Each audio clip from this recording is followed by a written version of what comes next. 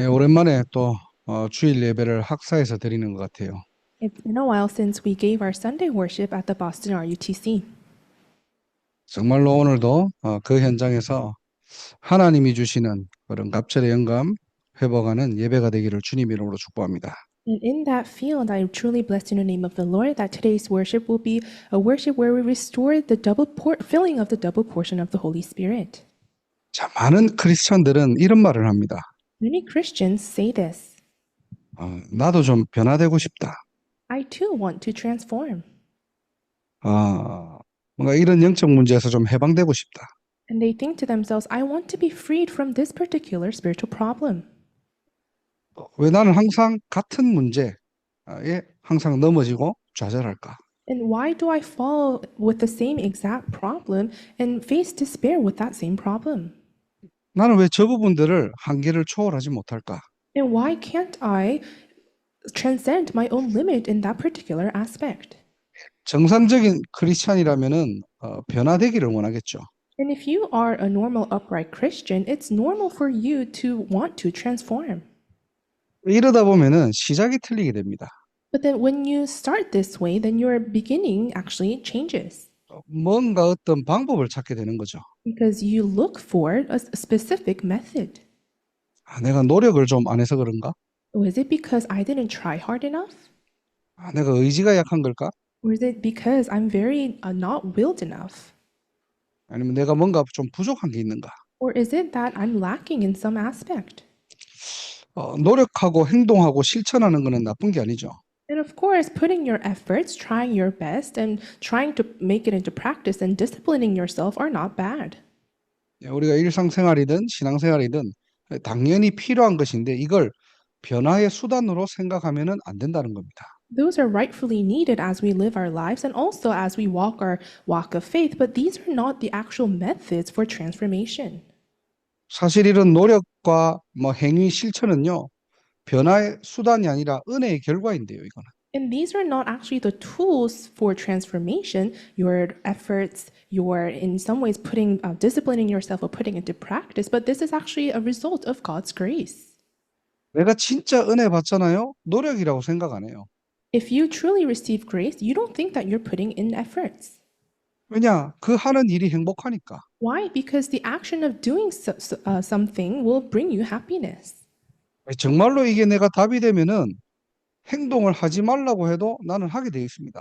And if this truly becomes an answer to you, even when people tell you to not act, you will have no choice but to react and act. 그 행동하는 행위는 내가 힘쓰고 애쓰는 게 아니고 즐거우니까요. And those actions are not you putting in effort, trying your best, but simply a result because you are happy with it. 오늘 생각을 잘 정리하셔야 돼요. So today, you must organize your thoughts very well. 내가 오늘을 했기 때문에 바뀌는 게 아니고요. It's not that I transform because I did my 3 todays, 답을 가지고 오늘이 되어지는 거죠. but with the answer, the 3 todays are simply taking place. 내가 진짜 답을 가지고 있으니까 오늘이 행복한 겁니다. And when I truly possess the answer, the 3 todays become happiness to me. 말씀이 묵상이 되어지고요. You can meditate upon the word, 기도가 행복한 상태로 들어가고요. and you can enter into that state of prayer in which prayer becomes happiness. 알고 보니까 전도가 부담이 아니라 삶의 이유가 되는 거예요. And evangelism is not a burden to you, but it becomes the reason for your life. 바뀌려고 노력하는 게 아니라 어느 날 내가 변화되어진 상태로 들어가는 겁니다. You're not putting in efforts to transform and change yourself, but one day you realize that you're in that state of being transformed. 내 안에 연약한 부분들은 치유되고 우리가 영적 서밋으로 올라가는 거예요. The weaknesses in my inner state becomes healed and I enter into that place of spiritual summit. 여러분 쉬운 예로 정말로 사랑하는 사람이 생겼다. 그러면은 노력하지 말라고 해도 되어집니다. For a very simple example, if you truly love someone, even when we tell you to not put in your efforts, you have no choice but to put in effort. 정말로 사랑하잖아요. 그 사람을 위해서 수고하고 싶어져요. And if you truly love that person, then you can labor for them. 변화가 되려고 노력하는 게 아닙니다. 변화되어지는 상태로 들어가는 거예요. So it's not you trying to transform, but entering into that state in which you can transform. 자, 오늘 제목이 나를 변화시키는 것이라고 했죠. So today the title is What Transforms Me? 오늘 우리는 말씀을 통해서 좀 확인해야 됩니다. Today through the word we must confirm. 자, 오늘 본문을 좀 우리가 살펴보면요. So let's take a look at the main passage today. 자, 여러분들이 오늘 읽어봤지만은 좀 이해 안 되는 부분들이 많죠. 매우 복잡하고 좀 어렵습니다. 그런데 답은 간단해요. And as you read along, the main scripture verse today is actually a little difficult to understand, but if you actually look at it pretty carefully, the answer is very simple. 자, 오늘 늙은 선지자와 또 유다에서 온 하나님의 사람이 등장합니다. So today, an old prophet and also a man of God from the southern region of Judah comes out. 자, 이 하나님의 사람이 하나님의 명령을 가지고 북이스라엘 베델에 있는 제단으로 가요. And this man of God, with the word that God has given to him, goes into this region of Bethel. 그리고 여로보암 왕이 지은 죄에 대해서 심판을 하죠.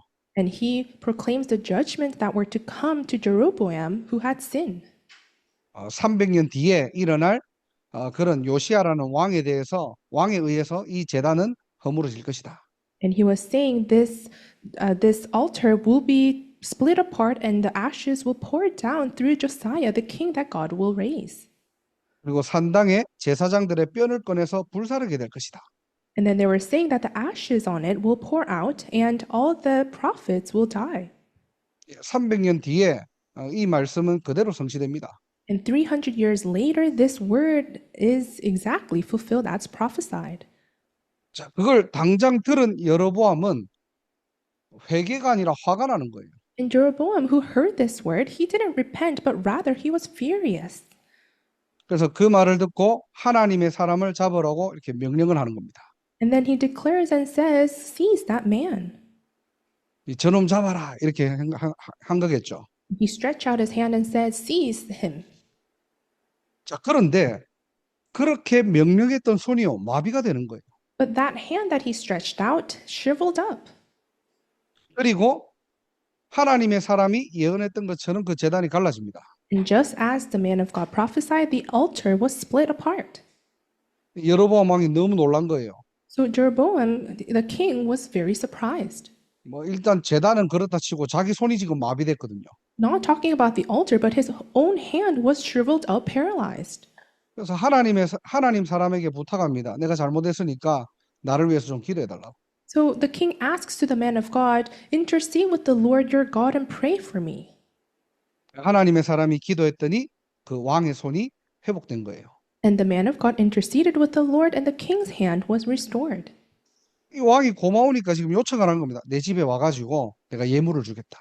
And because the king was thankful, he requests to the man of God, Come home with me for a meal. 자, 이때 하나님의 사람이 말합니다. 8절입니다. 오늘 읽진 않았는데 왕의 집 절반을 내게 준다 할지라도 나는 왕과 함께 들어가지도 아니하고 이곳에서 떡도 먹지 아니하고 물도 마시지 않겠다라고 얘기해요. And then the man of God answered the king. It actually comes out in verse 8 that we didn't read today. Even if you were to give me half your possessions, I would not go with you, nor would I eat bread or drink water here. 왜 이렇게 말합니까? 하나님의 명령이니까요. Why did he respond that way? Because it was the command by God. 자, 그리고는 10절에 보면은 왔던 길로 돌아가지 않고 명령대로 다른 길로 갑니다. And then in verse 10, so he took another road and did not return by the way he had come to Bethel. 자, 그리고 오늘 본문이에요. And then it's today's main scripture verse. 자, 갑자기 베델에 사는 늙은 선지자가 등장합니다. All of a sudden, this old prophet living in Bethel comes up. 지금 이 베델에서 일어난 소문을 듣게 되는 거예요. He heard the news of what happened in Bethel. 이 유다에서 온 선지자가 말씀을 전했는데 왕의 손이 막 말랐다가 회복되고 제단이 갈라지고 그런 상황들을 듣게 됩니다. He heard about the situation where the man of God from the southern Judah came and the king's hand was shriveled up and then was restored. So he heard all about all the news. 그래서 이 늙은 선지자는 하나님의 사람을 찾아가요. And this old prophet looks out searching for the man of God. 만나서 말합니다. 나와 함께 집으로 가서 떡을 먹자. And after meeting with him, the prophet says to this man of God, Come home with me and eat.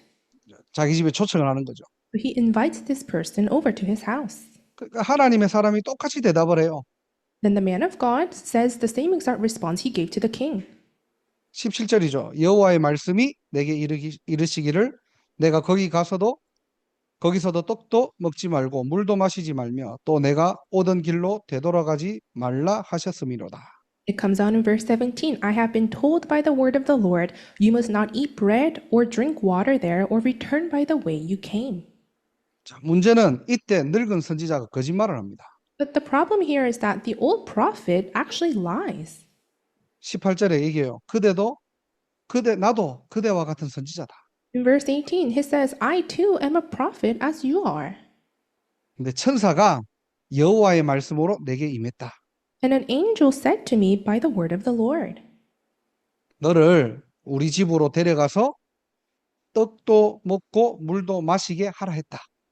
the angel said, bring him back with you to your house so that he may eat bread and drink water. 자, 이게 맞는 말입니까? Are these correct words? 그 18절 뒤에 나오잖아요. 이는 그 사람을 속임이라. It comes out in the latter part of verse 18, but he was lying to him. 어떤 의도인지는 모르겠지만은 속여서 데려가요. So I'm not sure what the true intention behind was, but he deceives this man of God and takes him home. 자, 이제 그 늙은 선지자 집에 들어가서 식탁에서 떡을 떼고 물을 마십니다. So the man of God went to the old prophet's house and they were sitting at the table and sharing food. 그런데 이때 늙은 선지자에게 하나님의 말씀이 임해요. But at that time, the word of the Lord comes to the old prophet who had brought him back.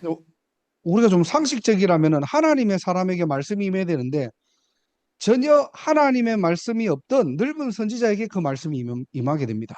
Logically speaking, the word of God should have come upon the man of God, but it actually comes upon that old prophet who brought and deceived that man of God. 그리고 하나님의 사람을 향하여 외쳐요. And then he cries out to the man of God. 21절 22절입니다. And that comes out in verse 21 and 22. 여호와의 말씀에 내가 하나님의 말씀을 어기며 내 하나님 여호와께서 내게 내리신 명령을 지키지 아니하고 돌아와서 떡도 먹고 물도 마셨으니 내 시체가 내 조상들의 묘실에 들어가지 못하리라. He says, this is what the Lord says. You have defied the word of the Lord and have not kept the command of the Lord your God gave you. You came back and ate bread and drank water in the place where he told you not to eat or drink. Therefore, your body will not be buried in the tomb of your ancestors. 무슨 말입니까 이게? So what does this mean? 네가 하나님의 명령을 어겼기 때문에 너는 죽을 것이다. 예고하는 거예요. It's basically prophesying that because you have not kept the command of God, you are going to die. 아니 지금 자기가 거짓말 해놓고 엄한 사람이 지금 죽게 생긴 겁니다. So the old prophet is the one who lied, but the man of God is the one who will face death.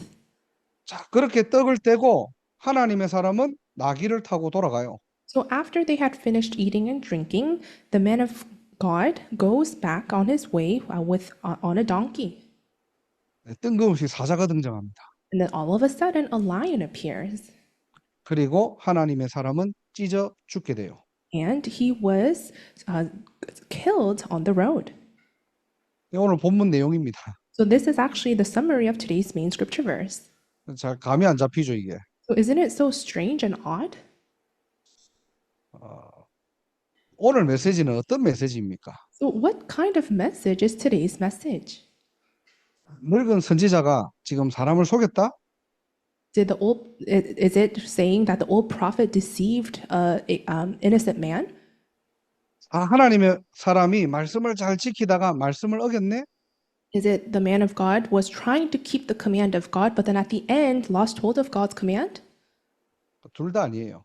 Neither are right. 오늘 좀 이해되지 않는 메시지죠.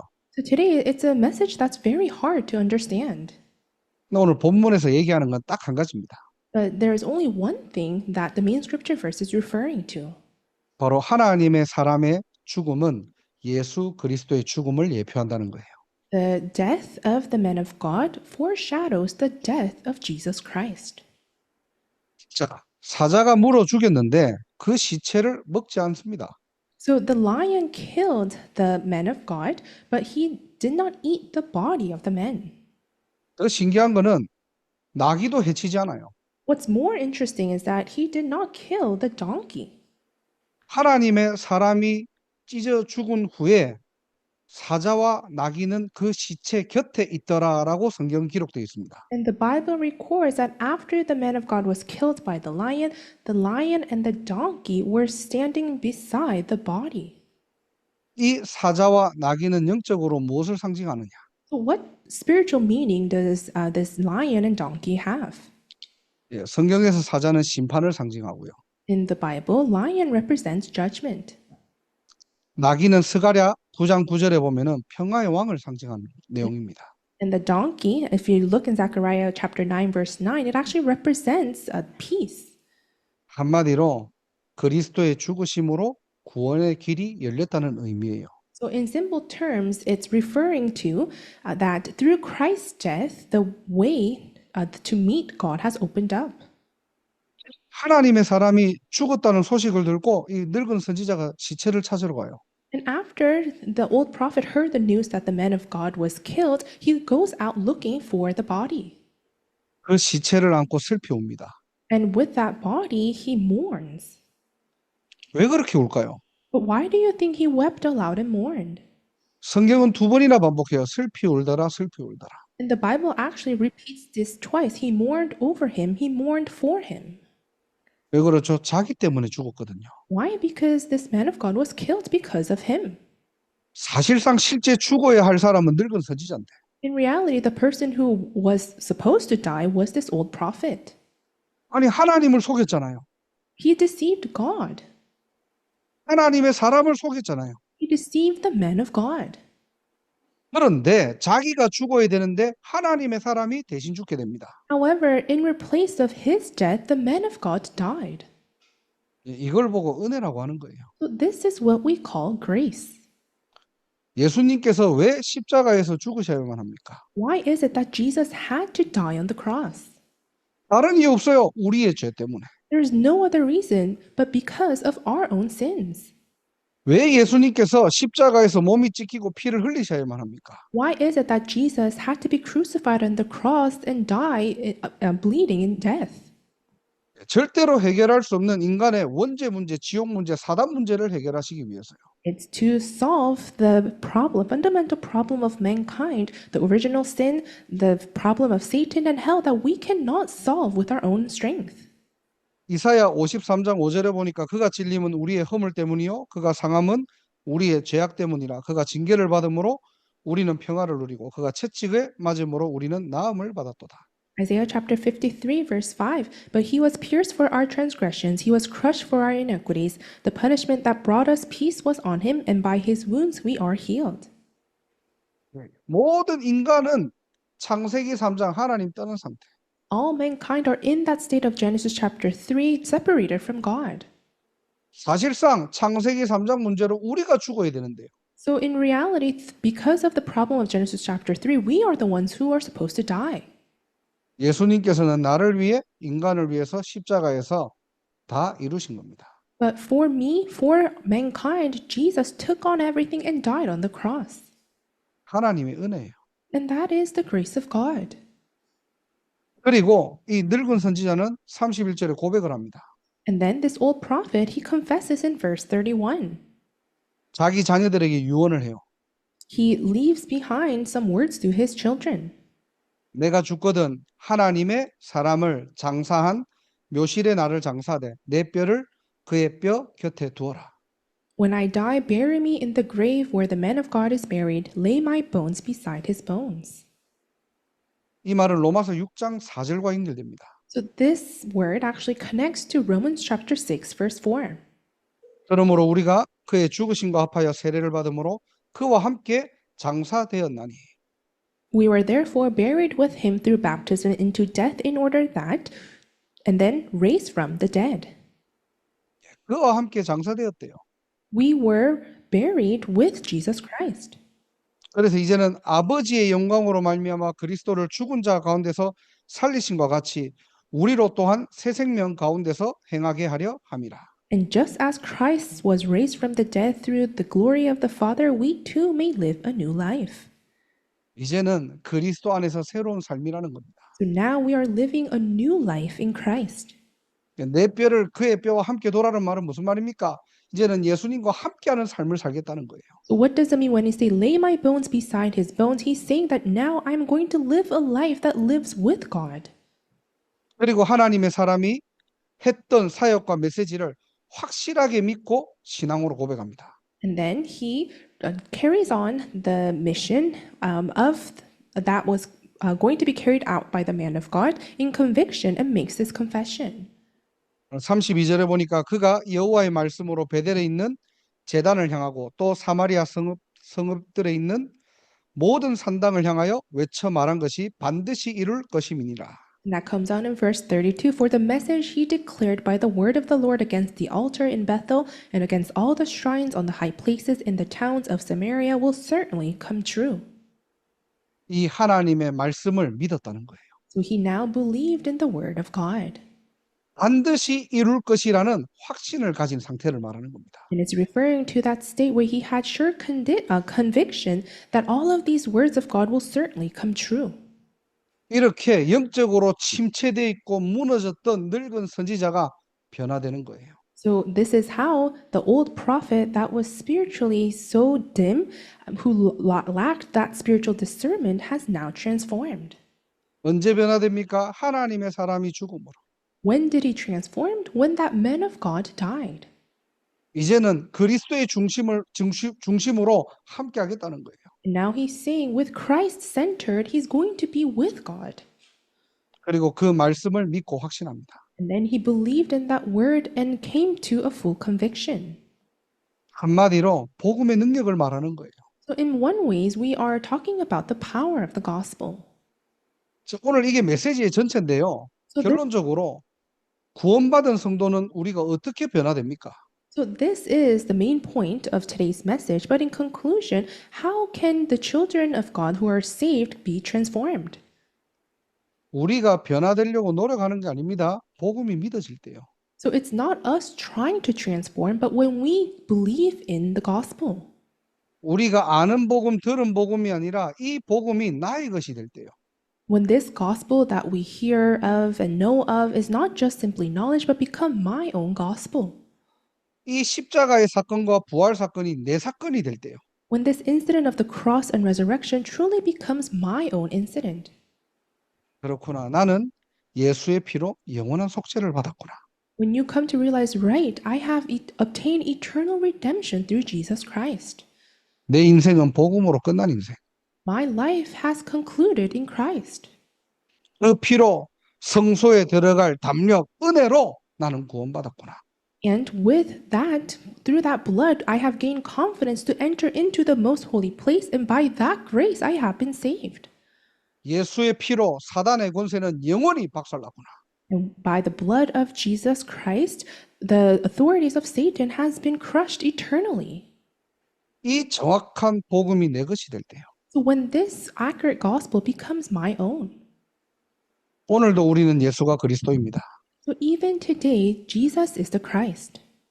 변화되려고 노력하는 게 아니에요. So don't try to transform yourself. 어떻게 변화될까 방법을 찾는 게 아닙니다, 신자는. It's not about us searching for different ways and methods to transform ourselves. 그리스도 안에서 이미 변화된 신분이라는 사실을 기억하시기 바랍니다. But I hope you can truly remember that in Christ, we have already given that status of being transformed. 늙은 선지자가 하나님의 사람한테 팀 사역 받은 게 아니라니까요. It's not that this old prophet received team ministry from the man of God. 어떤 방법을 가지고 노력한 게 아닙니다. And he didn't try and put in his efforts with a certain method. 하나님의 사람의 죽음으로 늙은 선지자는 어떻게 해요? 영적인 침체에서 벗어날 수 있는 거예요. But by the death of the man of God, this old prophet was able to be freed, become liberated from that spiritual darkness and dimness. 영적인 분별력을 사라지고 타협했던 그 북이스라엘의 그 늙은 선지자, 자기가 죽어야 되는데 하나님의 사람이 대신 죽은 거예요. So that old prophet from northern Israel who totally lost spiritual discernment and was compromising to the idols, that person was the one who was supposed to die, but the man of God died instead of him. 이 은혜가 나의 은혜가 되니까 늙은 선지자는 변화되기 시작하는 겁니다. And when that grace became his own grace, the old prophet began to transform. 그래서 변화되려고 우리가 노력하는 인생이 아니고요. So we're not living a life putting our efforts to transform. 그리스도 안에서 변화된 신분, 여러분들이 오늘도 찾고 회복하는 날이 되기를 주님의 이름으로 축복합니다. But I bless you in the name of the Lord that today you'll be able to truly discover and enjoy your own status of being already transformed in Christ. 고린도서 5장 17절에 이전 것은 다 지나갔으니 보라 새 것이 되었도다. In 2 Corinthians 5, verses 17, therefore the old has gone, the new has come. 언제요? 그리스도 안에서요. When you are in Christ Jesus. 변화되려고 노력하지 마시고요. So don't try today to transform and change yourself. 안 바뀌는 나 때문에 실망하지 마시고요. And don't be discouraged looking at yourself that is not being transformed. 오늘도 갈보리산 언약을 가지고 이미 주신 축복 찾아내는 저와 여러분 되기를 주님의 이름으로 축복합니다. With this covenant of Mount Calvary, I bless you in the name of the Lord that today you will be able to discover the blessings that God had already given to you. 자, 우리는 성도는 언제 변화됩니까? So when do congregation members transform? 전도자는 언제 바뀝니까? When do evangelists transform? 예, 하나님 나라의 일이 나의 일이 될 때요. When the works pertaining to the kingdom of God becomes my own. 사실 우리는 의식주를 향해 달려가는 인생들이 많거든요. So in reality, we often live our lives trying to fill our own needs, our physical needs. 많은 크리스찬들이 있지만은 신앙생활의 목적이 다른 사람들이 많아요. And there are so many Christians, but everyone and a lot of them have different intentions in believing their walk of faith. 네, 저와 여러분들이 복음 가진 전도자가 맞다면은 오늘도 우리는 뭐 해야 됩니까? 하나님 나라의 일, 그것이 나의 미션으로 붙잡아지는 날입니다. And today, if we truly are the evangelists who possess the gospel, the works pertaining to the kingdom of God should become my own mission. 예, 237 나라 5천 종족은 하나님 나라의 일이에요. 237 nations and 5,000 tribes, those are the works pertaining to the kingdom of God. 예, 이 일의 모든 교회는 세 가지 뜰, 금토일 시대, 묵상 시대에 결단해야 됩니다. And for this very work, all churches must come to a resolution in the three courtyards, restoring the 3-day weekend age and the holy meditation age. 선택 사항이 아닙니다. 필수예요. And this is not optional, but it's mandatory for us. 예, 우리 인생이 237에 맞아 들어가야 됩니다. And our lives must direct and aligned with 237 and 5,000. 전도와 선교에 맞아지는 은혜예요. So it's the grace where we become aligned to evangelism and missions. 항상 질문하는 거지만은 무엇 때문에 미국에서 살아야 됩니까? So we always ask the question, why must you live in the United States? 뭐 때문에 미국에서 태어났습니까? For what reason were you born in the US? 예, 각자의 상황과 이유가 있겠지만은 분명한 것은 하나님의 비밀이 있다는 거예요. And of course, you may have your own reasons and situations that you are in, but a clear fact is that it's actually from God. 예, 하나님이 주신 각자의 세계복음화의 미션이 있다는 겁니다. And there are these missions that God gave each and every one of you, his mission of world evangelization. 하나님의 일이 나의 일으로 붙잡아질 때 그때 내가 변화되는 거예요. And when God's work become my own work and mission, that's when I am transformed. 옛날도 아니죠. 뭐 작년인가요? 작년에 이제 우리 케일럽 집사가 이렇게 학사 리모델링 할 때 지나가면서 좀 고백을 하는 거예요. So think about a year ago when we were remodeling the Boston RUTC, Caleb, as he was said these words as passing. 자기는 어릴 때 아버지 따라 이제 부모님 따라서 뭐 학사에 늘 예배 오니까요. 그게 너무 싫었대요. And he was saying, oh, when I was young, because I had to come to the Boston RUTC with my parents, I actually really didn't like that. 근데 이제 학사 리모델링하고 학사 섬기는 자리에 있으니까 자기도 좀 이렇게 의아하다고. But he was saying that, oh, but it's strange because I now am in this place of remodeling the RUTC and also devoting myself to this work. 예, 하나님의 은혜죠. So that's really the grace of God. 나의 어떤 생각과 기준 상관없이요. 우리가 하나님의 일에 맞아 들어갈 때 So regardless of my own thoughts and standards, if my life becomes aligned with the works of God, 하나님은 나를 변화시켜 버리는 거예요. God is the one who actually starts transforming me. 그래서 237 나라 5천 종족은 내 일이 아닙니다. 하나님 나라의 일이에요. So the 237 nations and 5,000 tribes, those are not my works, but those are the works of God. 우리가 5천 대학 복음화, 5천 학사 운동, 우리의 어떤 슬로건이 아닙니다. 하나님의 미션이에요. The 5,000 college evangelization, the 5,000 RUTC movement, those are not just our slogans, but those are the mission given by God. 오늘도 그 미션이 나의 절대 미션으로 붙잡아지는 날이 되기를 주님의 이름으로 축복합니다. And I truly bless you in the name of the Lord that today that mission will be able to become my own mission. 예, 우리가 어떻게 바뀔 수 있습니까? So how can we be transformed? 예, 세 번째로는 성령 충만이에요. Thirdly, it's the filling of the Holy Spirit. 예, 모든 것을 초월하고 살리는 힘이 있으면 됩니다. All you need is that power in which you can transcend all things. 예, 나를 바꾸려고 노력하지 마시고요. 하나님이 주시는 힘으로 바꾸시기를 주님의 이름으로 축복합니다. So I hope you won't try putting in your own efforts to transform, but truly receive that power from God to transform. 여러분에게 진짜 힘이 있잖아요. 감출 수 없어요. If you really possess power, you can't really hide that. 제가 요즘 한 6개월 되었죠. 한 이렇게 탈모 약을 먹고 있거든요. So for about the past 6 months, I've been taking medicine for my hair, 이 효과가 좋아요, 이게.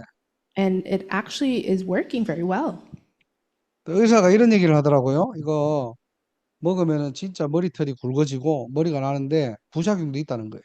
And the doctor was telling me if you eat this medicine, your hair will strengthen, you'll grow more hair, but it also comes with side effects. 부작용이 뭐냐니까 다른 곳에 털이 많이 나고 다른 털들이 막 힘이 좀 생긴다는 거예요. And the side effect is that you actually grow a lot of hair in other areas of the body, and they actually become a little stronger too. 그래서 저는 이제 뭐 이렇게 뭐 특별한 부작용은 없더라고요. But thankfully, I didn't experience a lot of those side effects. 어느 날 뭐 한 달 전이죠. 이제 거울을 이렇게 쳐다보는데 제가 약간 눈썹이 좀 다른 거, 속눈썹이 좀 달라진 거예요. But then about a month ago, I was looking at myself in the mirror and I noticed that my eyelashes looked a little different. 자, 우리 성도님들은 대충 알잖아요. 제 눈썹이 이렇게 여자들처럼 마스카라한 것처럼 이렇게 싹 올라갔거든요. 이렇게. Well, I'm sure a lot of you know that I have very pretty eyelashes, as if I had some eyelashes on. 여자분들은 부러워하는데 저는 스트레스예요, 이게. And although a lot of the female envy me, this actually is a source of stress. 미장원만 가면은 아줌마들이 부러워하는 거. 이거 뭐 눈썹 뭐 펌을 했냐? 성냥개비 올려봐도 되냐? 이런 얘기를 하거든요. So every time I go to get my hair done, all these women come and say, "Oh, like what did you do to your eyelashes? Did you do a perm? It's so pretty. Like, I think I can place a match on top of it." 가만히 보니까 눈썹이 이게 더 올라간 거 이게. But then I was taking a deeper look, and the eyelashes got longer, and it's actually even more curled. 보여드릴 수는 없는데 제가 한 45도였는데 지금 한 80도 됐습니다 지금. So I can't show it to you regretfully, but it was about 45 degrees, but now it's about 80 degrees curled up. 속눈썹이 막 화가 난 것처럼 바짝 선 거예요 이게. So it seems like it's angry, and it has become very curled, and it's now very up. 이게 진짜 힘이 있으면은 감출 수 없구나 이게. So I was thinking to myself, oh, if it really has power, it can't hide itself. 제가 며칠 전에 진짜 심각하게 이거 좀 자르려고 거울을 쳐다보면서 우리 아내한테 물어봤거든요. 이거 좀 잘라도 되겠냐고. So a few days ago, because it was stressing me so out, I asked my wife, oh, can I actually cut them? Because I really wanted to cut them. 우리 아내 말, 야, 볼 거 그거밖에 없는데 그거 자르면 어떡하라고. And my wife said, well, that's one of the only good characteristics that you have, so why are you trying to cut it? 제가 무슨 말을 하고 싶으냐. 힘이 있으면요, 감출 수가 없어요. 어떻게든 드러납니다, 이게. But what am I just trying to say here? I'm saying that if you have power, you can't hide it. It's bound to be revealed. 저와 여러분들은 매일 무엇으로 충만합니까? So you and I, every day, what are we filled with? 어떤 힘을 가지고 하루를 살아가십니까? With what strength are you living your day? 하나님이 주신 다른 힘, 망대를 가져라는 거예요. You need to possess this different set of strength that God gives you, the bartisan. 예, 진짜 예수가 그리스도가 맞다면은 성삼위 하나님은 우리와 함께 하잖아요. If Jesus is truly the Christ, then the triune God is with us.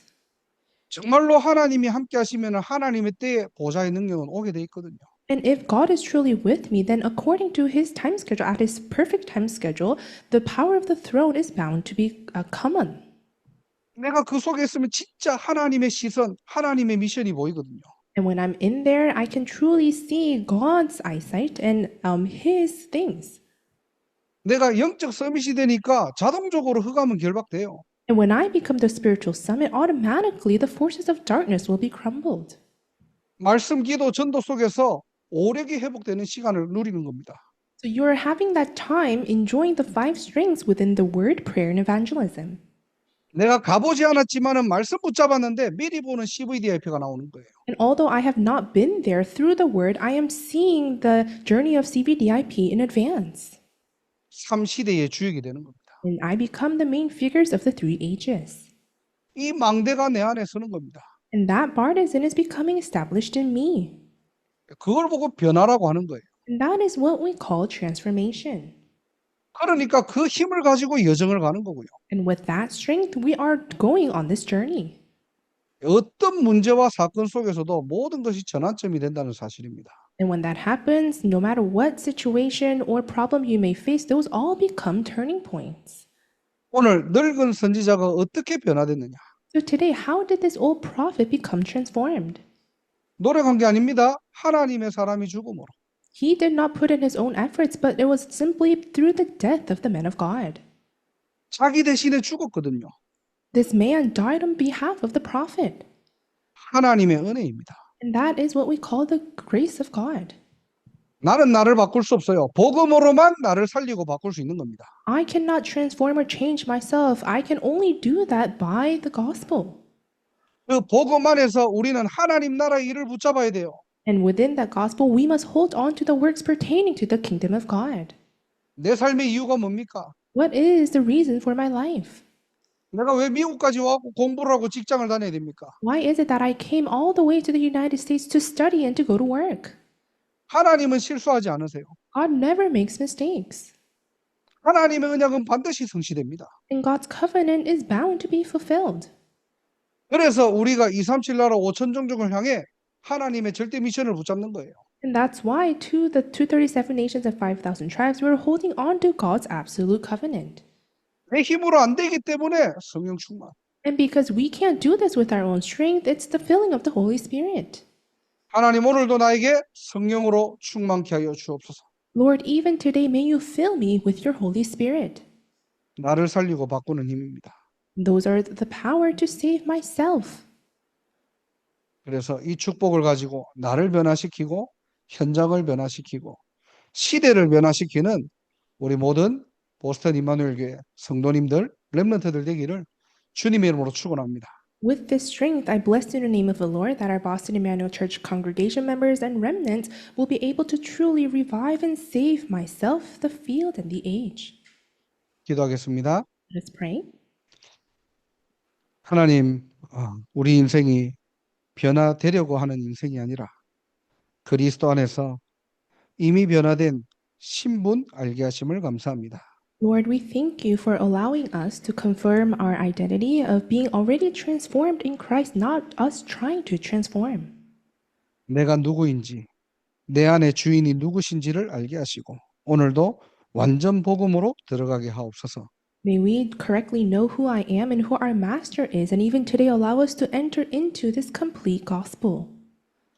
하나님 나라의 일을 위하여 237 나라 5천 종족 살리는 감람산의 미션을 회복하게 하옵소서. For the works pertaining to the kingdom of God, may today be a day where we restore the covenant of Mount of Olives to save the 237 nations and 5,000 tribes.